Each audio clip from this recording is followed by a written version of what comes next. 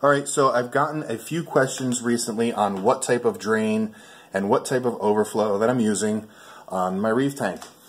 So that's what we're going to go over today. I am using a Herbie style method drain line. I'll explain to you how I have it set up, and we're also going to look at some of the parts and how everything works, and I'm going to fire it back up and show you guys how fast this thing creates its siphon and how quiet it is. First, let's talk about the overflow box. This is a $20 acrylic overflow box that I got off of eBay. It's rated for up to 1,200 gallons an hour. The dimensions are 3.5 inches front to back, 5 inches side to side, and it's 5 inches tall. It does not come with a lid, so keep in mind you do have to put a lid on it. You don't want to get any snails in there. I just created this little aquarium lid that fits on it perfectly, and that's that. Now, these are 1-inch bulkheads. You don't want to really go with anything smaller than 1 inch. I don't really trust it myself, so 1 inch or better. Now this box specifically does fit 2 1-inch bulkheads in it. You can take a look inside. There's no fittings on the siphon line. So with a Herbie method, one line is your siphon and one line is your emergency or backup drain. Once the water starts flowing in, the water starts draining down both. Now once it goes all the way down to here, you're going to have your 2 lines. The main drain has to have a valve. You can use a ball valve or you can use a gate valve.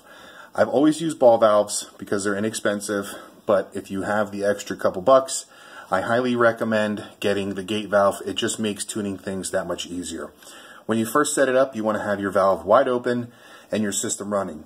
You're going to get a lot of air gurgling because the water's rushing through. So what you want to do is slowly close your valve, maybe wait a minute, close it a little bit more, wait a minute, and eventually you will get that full siphon. Once the water is going down perfectly, the water level should be about 1/8 inch below your emergency drain, and then you're good to go. So what I want to do is I want to turn it on right now. I have a DC pump, so it does take a second. The pump does wind up before it gets into its full percentage. And as you can see, there it goes. It's starting to come out. So in the event of a power failure and then it comes back on, you want your drains to siphon rather quickly. Now, here it is. It's starting to fill up. Usually what happens is the water will go over top of your emergency just a little bit, and then once your siphon kicks in with your valve down below, it gets whatever air is trapped in your main line, and that's it. We are at full siphon. Just a couple little air bubbles still. You see the air bubbles there? Now once the air bubbles stop or start to slow down, that means you're good to go. Oh, there it goes. So now we're nice and quiet. No air bubbles whatsoever. And if we look back up top, super silent. Let's take a closer look and listen.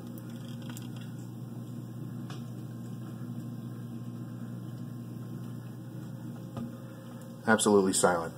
So that's it. It's a $20 overflow box that I got on eBay. You can, go to your local glass shop or Home Depot, get a piece of glass or acrylic cut to make your own lid. But that's it. Hope you guys enjoyed. Hope this was helpful for those of you that had questions. Again, I'm just using the acrylic box off of eBay with 2 1-inch bulkheads. And you guys saw how I had it plumbed. That's it. See you guys on the next one. Alright, I just want to thank you guys again for stopping by. If you did like this video, make sure to give it a thumbs up. And while you're here, hit that little crab icon to subscribe to my channel. Hit the notification bell for any future videos or updates. And in case you haven't seen these 2 videos, you might want to click on one and check it out. Again, thanks for stopping by.